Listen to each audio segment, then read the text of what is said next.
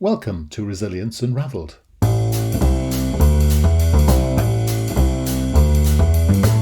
Hi everybody and welcome to Resilience Unravelled, a podcast that examines all aspects of personal and organisational resilience.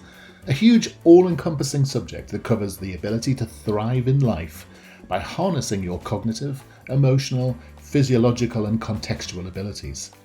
I share stories from people who have thrived despite remarkable obstacles, as well as highly successful practitioners and experts across a range of topics. And this podcast introduces their amazing stories and expertise, as well as my own reflections, perspectives, strategies and tips, which come from my own synthesis of themes and trends from wider learning. You can go to qedod.com/extras to access offers, tools and resources, including free articles and ebooks. For those of you that would be interested in supporting our work and contributing more proactively, you can find our new Patreon page at patreon.com. Then search for Resilience Space Unravelled. So, let's get started. Enjoy the show. So today I'm talking to Helen Barnett. Now, how do I decide, or how can I describe what Helen Barnett does? Let's just say special ops, police. That sounds fantastic. Working with the vets, doing all sorts of groovy stuff. Sounds fantastic. Can't wait to talk to her. So, hello, Helen. Hello there, Russell. How are you? I'm good. I can tell by your accent, you're in the UK. I definitely am. Yes, I am. Where are you? I'm in the Cotswolds, which is very lovely and sunny and beautiful. Very good. And for all our American listeners, that's somewhere near Shakespeare. It is very near to Shakespeare. It is definitely. I used to have holidays when I was a kid in a place called Bourton-on-the-Water, which is the most expensive place in the countryside. That must be near you, isn't it? Yeah, with the little stream running through it and the miniature village. Yes. It doesn't have anything in it. Yeah. Who'd have thought? We're almost neighbours. Yeah. Well, anyway, hi. Lovely to spend time with you today, Helen. I know you've got a fascinating story, so I'm really looking forward to chatting to you about all that and the lessons you've learned and things that you've got to talk to us about. So first of all, how do you describe what it is you do? Well, I'm a retired police officer and I retired in 1996, which is a long time ago now.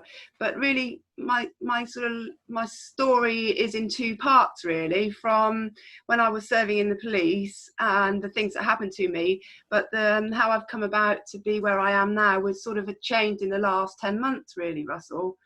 And it's kind of my life went in a direction that I never really expected it to go. Perfect.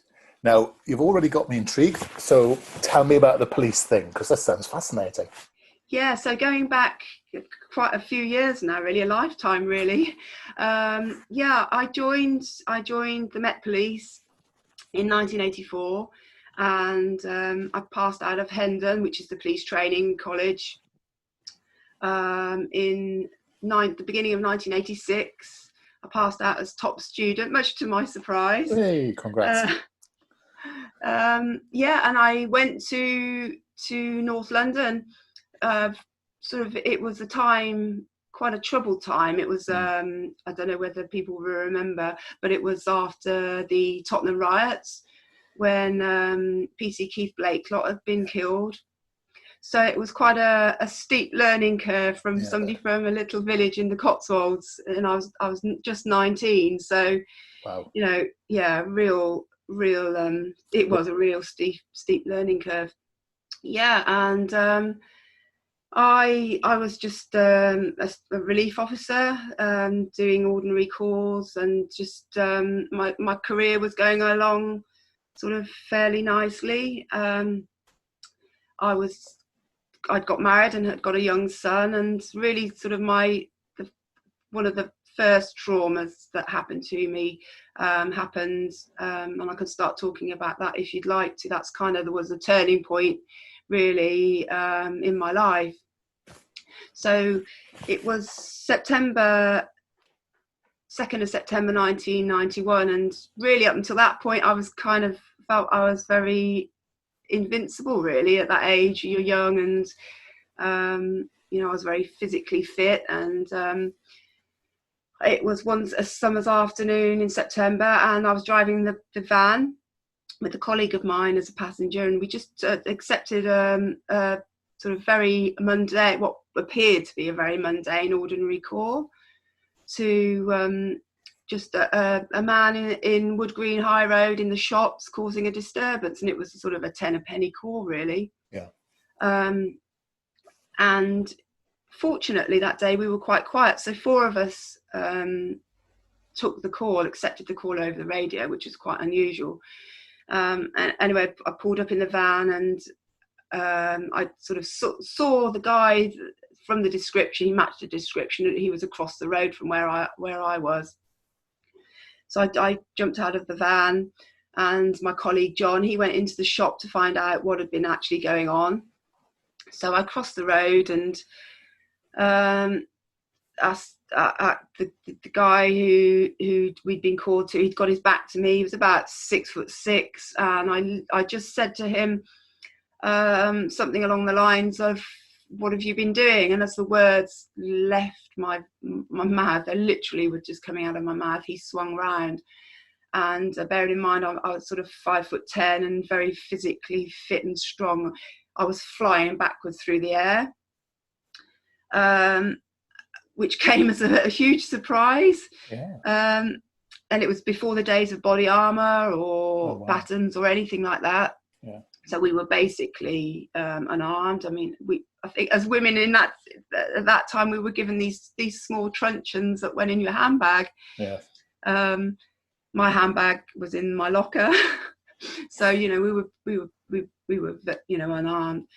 I went flying back through the air, probably about 12-15 feet, and landed on the pavement.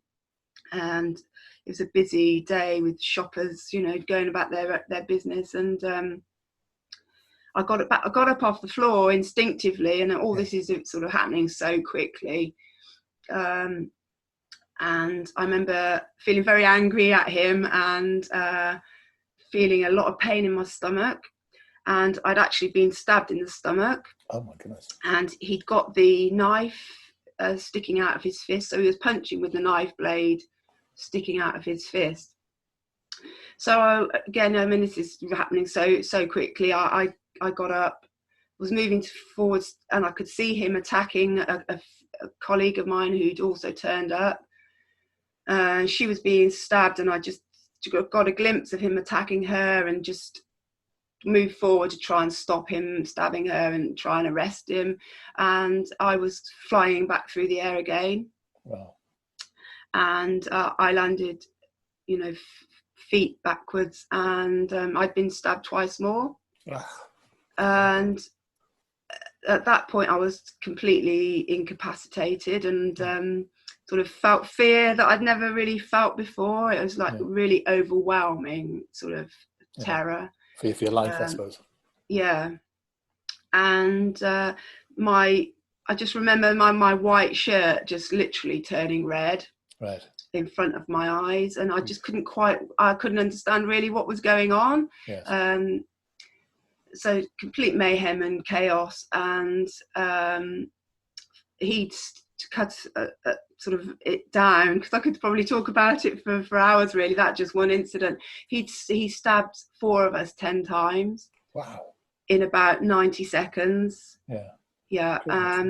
And ironically, he was a mental health patient, and he'd not been taking his medication. So, and his 2 phobias were police officers, right, and women. And unfortunately for him, 3 women police officers turned up and a male police officer. So it was kind of for him, perfect storm. Yeah, his worst case scenario. Yeah. So. We were all transported off to hospital, and it was quick.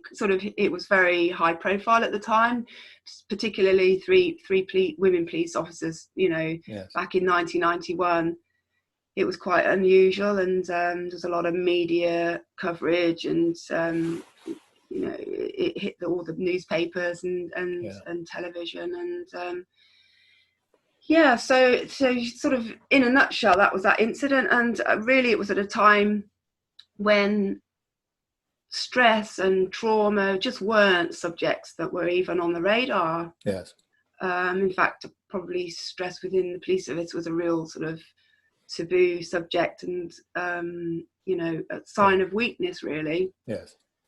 So I recovered reasonably well from my injuries, and there was nothing sort of majorly sort of long lasting. But obviously, the traumatic side of it wasn't something that I considered, but clearly I was traumatized. Well, the thing is, in those days, the cure was always, if you'd fallen off the horse, you just have to get back on it again.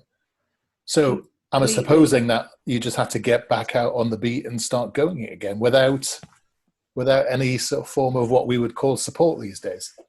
Yeah, absolutely, Russell. That's exactly how it was. I mean, I went back to being a mum to a 10-month-old toddler. My marriage started sort of breaking down, but I didn't really understand why. Yeah. I in the months sort of after this, I became bulimic. There's all sort of things that were going on that I didn't really understand, and I didn't really connect to that incident, because you had to be sort of fairly robust and resilient character to be in the police. And why would you connect it? Because we didn't know about those things in those days. It wasn't as if there wasn't willful neglect or anything at that stage. It was pure ignorance, in a sense, wasn't it? Or lack of knowledge is a better word. Yeah, absolutely. And there's no blame attached to anything about how we were treated, because people did the best that they could, and like you said quite rightly, you just literally got back on the horse, and that's what we did a few months. When my physical injuries were better, and that's what I wanted to do as well, but I remember sort of putting on my uniform again was really quite difficult. I bet. And but fortunately I worked with a lot of really good people, and I went back to the scene of the incident and things like that. So and I think I did cope relatively well, considering what had happened. Yes. And just my career sort of carried on, and so I'm guessing as a police person, the word trauma is massively convoluted with context now, isn't it? We use trauma a lot, but I guess that you're actually coping with a high degree of hostility, aggression, conflict. That's a regular part of your job. Do you find that you become more skilled at dealing with it? Or do you find that you become more skilled at coping with it? Do you know what I mean by the difference between those two things? Yeah, I do.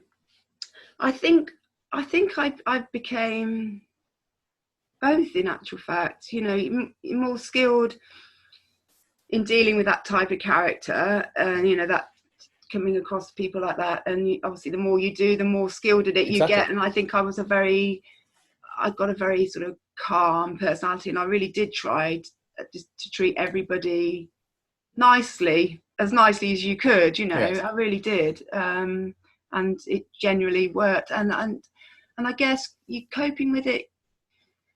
That's a really good question, because I think you're coping with it because it's just your daily job, but maybe the build up of these things, in hindsight, you just park them away somewhere, but they are stored there.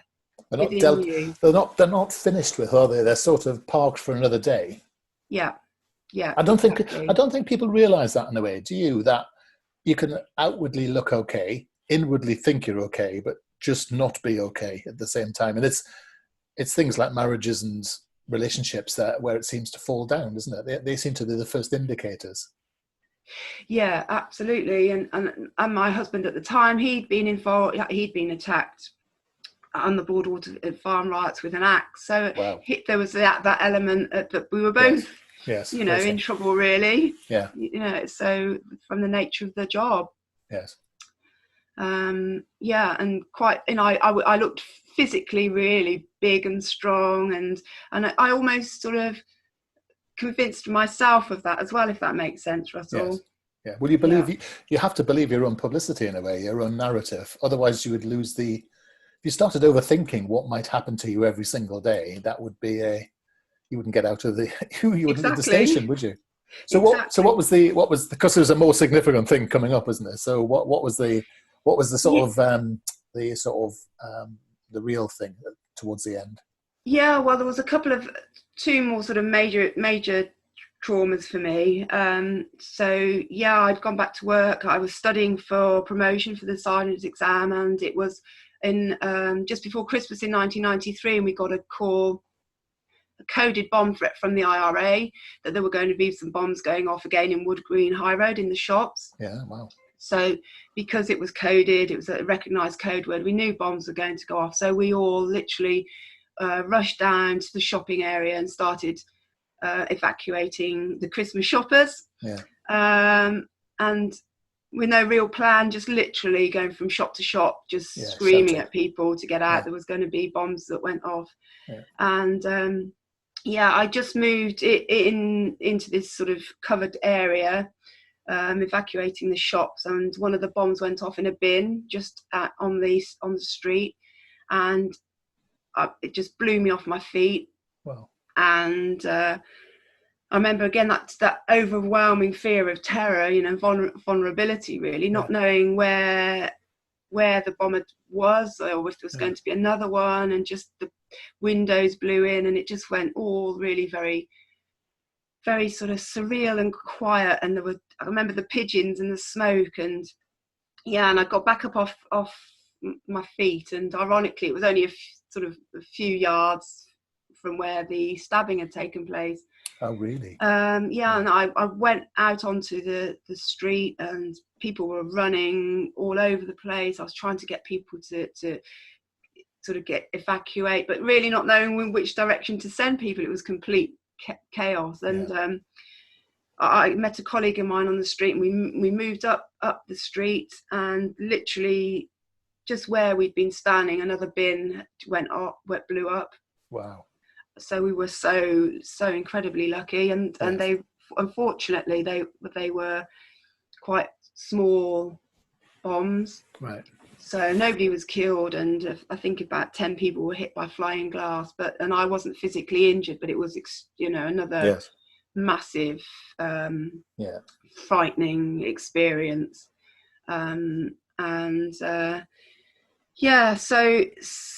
So again, we just, after the incident, we just literally went home to our families, and that was pretty much it. Again, as far as any. And you hear about the sort of black humour which exists in the emergency services, don't you? All of the blue light fraternity, don't you? This coping mechanism of joking about it, don't you? And that seems so inconceivable. But I suppose if you've got nothing else, I mean, sort of that's all you've got to deal with. Because I guess you've not been trained to deal with any of that, really, have you? I mean, we'd had the ROA a long time. I mean, how do you train? You can't really train people to handle themselves in those situations, can you? No, you can't. You can't. And you can do...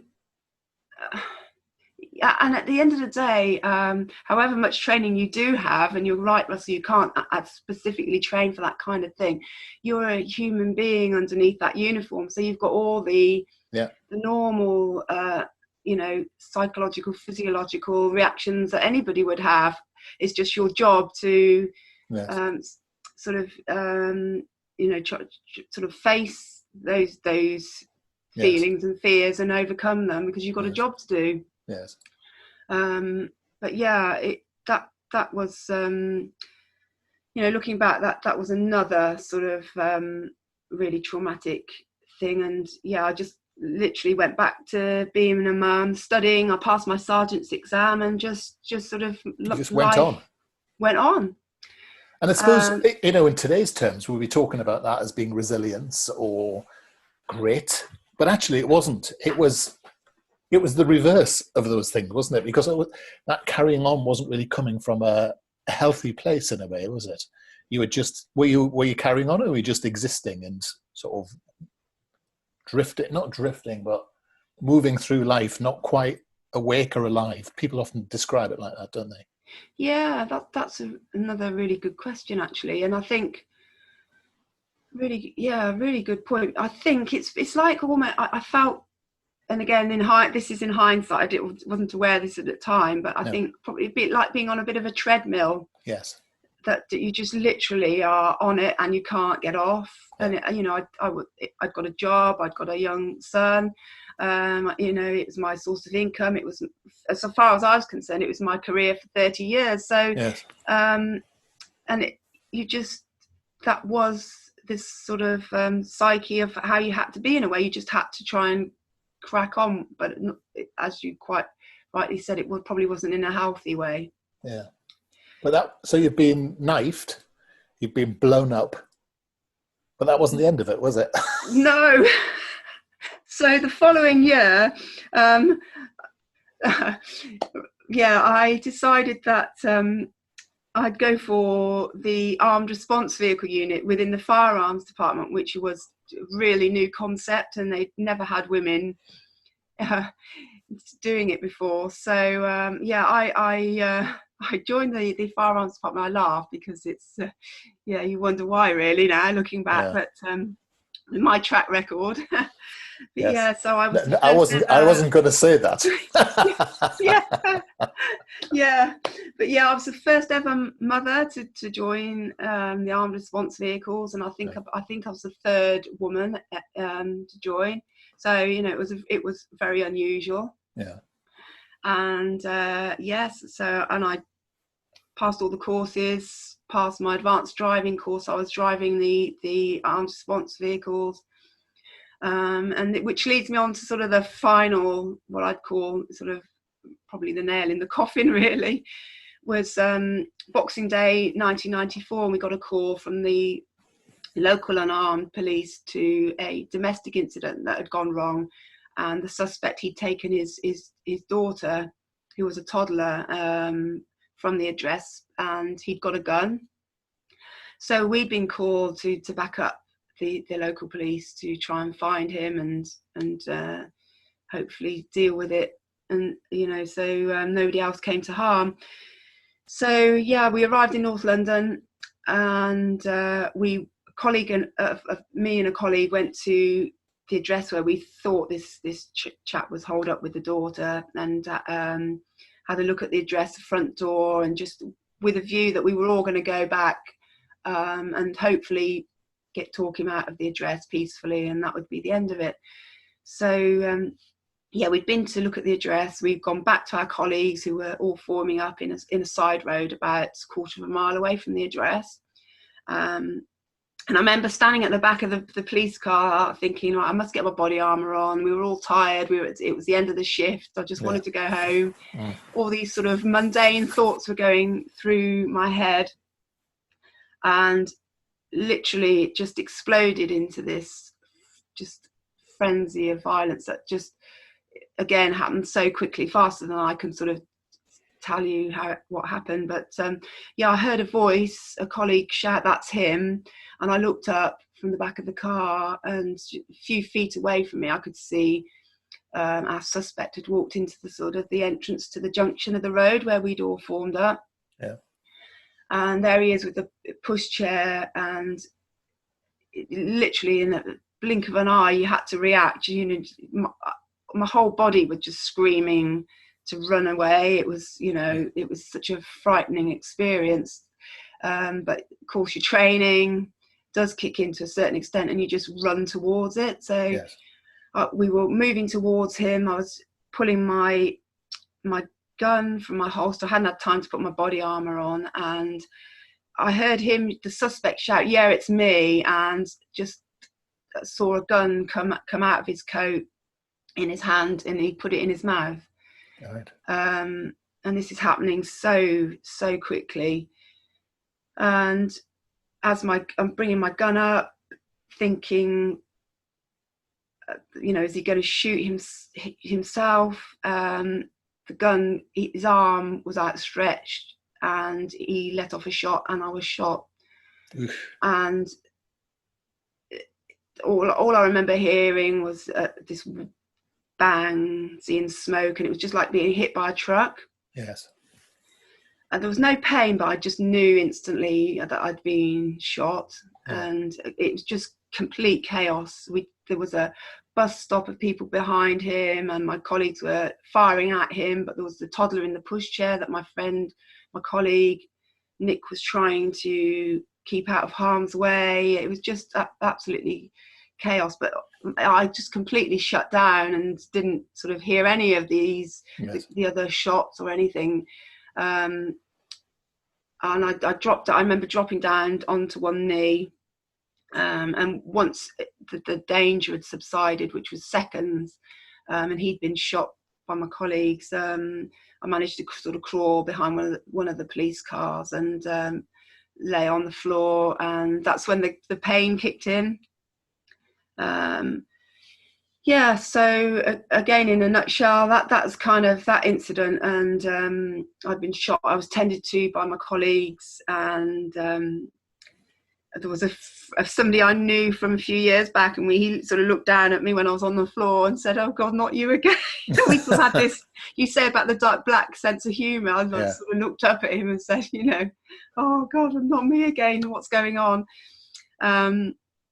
And I was taken off to the local hospital, and fortunately it wasn't life-threatening. I'd been shot through the knee, and after sort of few weeks and months of treatment, I finally went to sort of the military hospital, Woolwich, and they treated the gunshot wound. I recovered physically fairly well, but clearly that was kind of the final traumatic thing that sort of finished me off, really. Yes.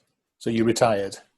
So yeah, I was very, very fortunate actually to have some fantastic treatment from somebody called Professor Gordon Turnbull, who was a real expert in trauma. Really lucky the following year. I was diagnosed with post-traumatic stress disorder and medically discharged in 1996. And so for people who describe anything, a bad day at work or, being a bit moody as trauma, what is real trauma? What's it really like? I suppose it's very personal, isn't it? And it's very individual to the the person. But for me, they were sort of. I describe being shot as being like being hit by a bus, and then kind of that all three incidents were like really like that just shocked me to the core. And I was a really strong, resilient character, but I suppose sort of that feeling that you're going to die 3 times really is pretty, and it was the build-up of them. Yes. Because I was resilient, but it was those layers of trauma that kept building up, till my pint pot was overflowing. Yeah. And I was just burnt out, really. And I think I look back in hindsight, and like you rightly said earlier, Russell, it was just how it was, and it was just how it was at the time. But I think, if there was more preventative things in place, I think I would have fared better. Yeah. No, I think you've hit on something there. I think we talk about resilience as if it's something that always happens after things go wrong, but true resilience is, you build your capacity to weather the storm and know how to bounce back. Because if you don't know how to bounce back before you go into something, it's too late when you're already in a difficult place, isn't it? It's almost twice the work, isn't it? Yeah, absolutely. Yeah, another really, really valid point you've made. And I was fortunate. I had some good coping mechanisms, and I was very, very lucky. I had a great childhood, very simple, in a little village, and I did have inbuilt sort of a core that was sort of quite strong, and I had simple coping mechanisms, like keeping fit. And so I look back, and I really do thank my mum and dad for that, because I think that's really saved me as well. Yes. And so now, how have you dealt with the trauma? Have you Are you coping with the trauma? Are you doing things even to this day which are still wired and go back to that particular time? Yeah, that probably takes me on to how I've sort of come about to speaking to you today, really, because I felt I'd had blips, and leaving the police service was very difficult. It was very isolating. There was nothing. There was no social media, no support network. So I think the isolation for me was really and loss of And you must lose my your identity. I was just going to say, people always talk about the lack of identity, that camaraderie, that coping network mechanism that you had when you were still part of it. People underestimate that lack of identity, don't they? Yeah, they do. And that was huge for me. So literally I handed in my warrant card and I was gone, and that was it. And I felt very much like sort of an alien amongst what I'd call normal people. You know, I just really did. There were times in the beginning where I really struggled with it all, but fortunately I've had my fitness has been fantastic, of coping, and that fitness element sort of leads me on to sort of 10 months ago when I was asked to take part in a team deadlifting world record attempt to raise money for a charity to support military veterans. And for some crazy reason I said yes, so ended up, we did this 24-hour deadlifting world record and raised nearly £5,000 to support military veterans that were suffering with their mental health. But it made me realise I was actually had become quite anxious, so I ended up going for some treatment with Rock to Recovery, the charity, and then going to this place called the Hidden Valley Bushcraft Woodland Warrior Program, and it's run by an ex-Marine, Nick Goldsmith, who suffered very badly with his mental health, and he bought a bit of woodland, and he now takes military veterans and emergency services into his woodland for these weekends. And I plucked up the courage to go to that, thinking, I'm not bad enough, all those, that self-doubt, that, and it was just a literally life-changing weekend. We did bushcraft skills, wood carving, made a campfire, and there was military veterans there who, although their traumas were very, very different to mine, we'd got so much in common.